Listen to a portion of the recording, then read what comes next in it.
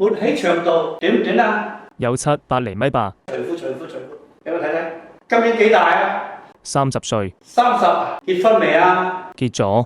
你正常嘅長度咧應該咁長㗎，大概少10公分咁嘅樣啦。主要因為太肥啦，呢個肥胖咧就使到陰莖咧萎縮啦。但係呢個病咧可以醫，但係因為你呢個先天嘅條件咧係稍微差啲㗎啦。醫完之後咧肯定比依家有所改善。但係我哋咧就唔能夠同比自己身體好嘅嚟比，我哋只能夠自己同自己比，好唔好？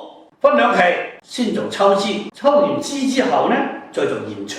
佢能延長多少？抽脂手術咧，大概咧可以使你嘅陰莖外露嘅長度咧增長2公分啦。我哋做延長嘅手術咧，外觀來路咧就會多好多。勃起嘅情況啦，會幫你增加1.5公分左右。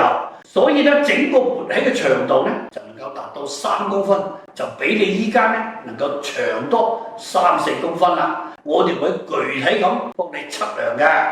以後冇咩影響吧？以後冇咩影響，整形得表面功夫嚟嘅啫，對你生仔啊、勃起啊都唔影響嘅。